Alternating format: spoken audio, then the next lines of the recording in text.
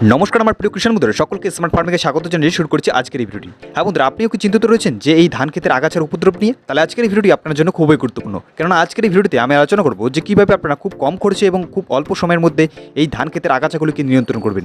তো তাই ভিডিওটির শুরু থেকে শেষ পর্যন্ত অবশ্যই দেখুন এবং ভিডিওটি ভালো লাগলে অবশ্যই লাইক করতে ভুলবেন না। তো চলুন শুরু করা যাক আজকের এই ভিডিওটি।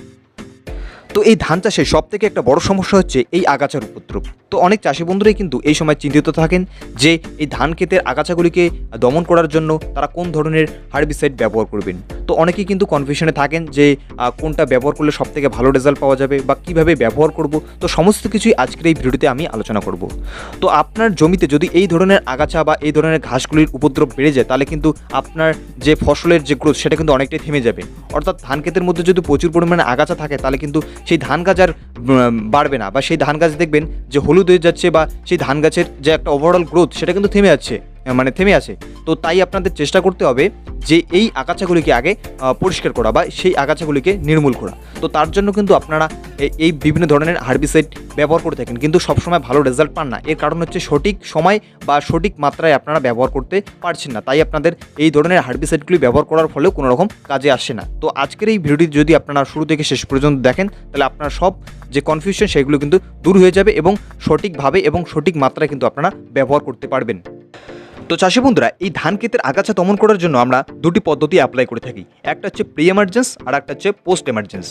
তো অনেক চাষি বন্ধুরাই এই প্রি এবং পোস্টের মধ্যে কোনো রকম তফাৎ বুঝতে পারেন না, বা অনেকে কী করেন যে প্রি এমার্জেন্স হার্বিসাইড যখন ব্যবহার করা দরকার তখন তারা পোস্ট এমার্জেন্স হার্বিসাইডগুলি ব্যবহার করে ফেলছেন, বা যখন পোস্ট এমার্জেন্স হার্বিসাইড ব্যবহার করা দরকার তখন তারা প্রি এমার্জেন্স হার্বিসাইডগুলি ব্যবহার করছেন। এর ফলে কিন্তু কোনো রকম ভালো রেজাল্ট পাচ্ছেন না। তো আপনাদের আগে কিন্তু এই প্রি এবং পোস্ট এমার্জেন্স হার্বিসাইডগুলির সম্পর্কে জেনে নিতে হবে।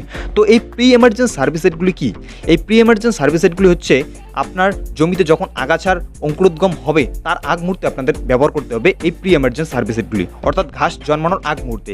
আর পোস্ট এমার্জেন্স হার্বিসাইডগুলি কি হচ্ছে যে আপনার জমিতে যখন আগাছা জন্মানো হয়ে গেছে, অর্থাৎ আগাছার বয়স দেখবেন যে মোটামুটি 4 থেকে 5 পাতা হয়ে গেছে, তখন কিন্তু আপনারা এই পোস্ট এমার্জেন্স হার্বিসাইডগুলি ব্যবহার করবেন। তো আপনাদের কিন্তু আগে এই হার্বিসাইডগুলি সম্পর্কে জেনে নিতে হবে, তারপরে কিন্তু আপনাদের অ্যাপ্লাই করতে হবে। তো আপনাদের এই দুটো কনসেপ্ট যদি ক্লিয়ার থাকে, তাহলে কিন্তু যে কোনো সময়ে আপনারা এই ধরনের হার্বিসাইডগুলি ব্যবহার করতে পারবেন এবং খুব ভালো রেজাল্ট পাবেন।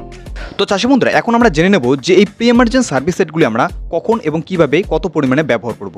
তো এই প্রি এমার্জেন্স হার্বিসাইডগুলি আমরা ব্যবহার করব ধান রোপণের ঠিক 3 থেকে 4 দিনের মধ্যে, অর্থাৎ ধান খেতে যখন আগাছার অঙ্কুরোদ্গম শুরু হয়ে যাবে তার ঠিক আগ মুহূর্তে আমরা এই প্রি এমার্জেন্স হার্বিসাইডগুলি আমরা অ্যাপ্লাই করব।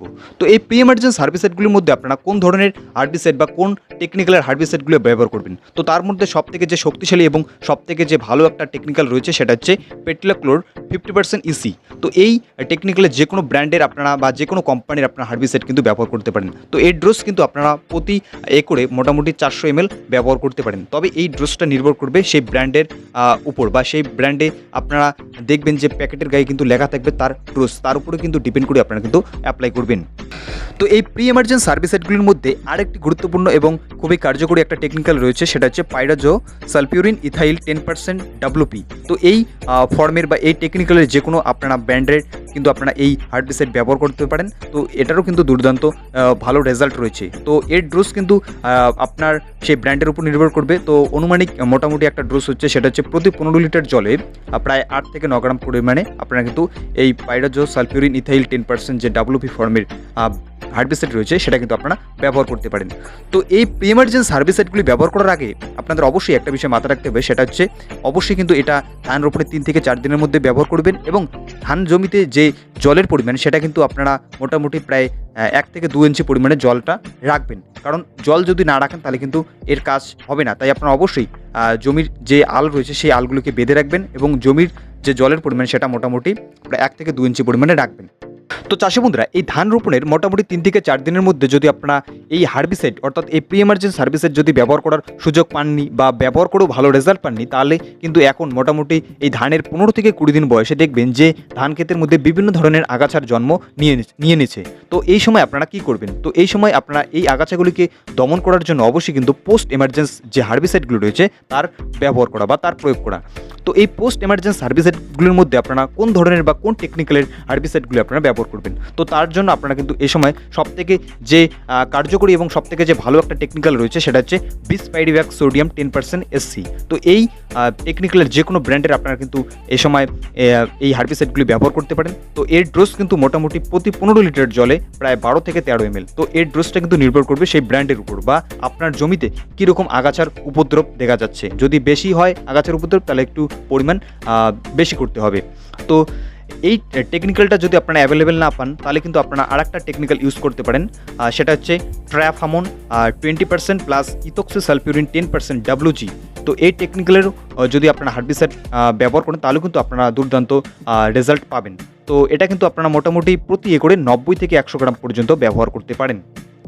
তো এই দুটি টেকনিক্যালি হচ্ছে পোস্ট এমার্জেন্স হার্বিসাইডের মধ্যে সবথেকে ভালো। তো এছাড়াও কিন্তু আর একটা টেকনিক্যাল রয়েছে, সেটা হচ্ছে ফেনোক্সা টপ পি ইথাইল 6.9% ইসি। তো এটাও কিন্তু আপনারা কিন্তু ব্যবহার করতে পারেন।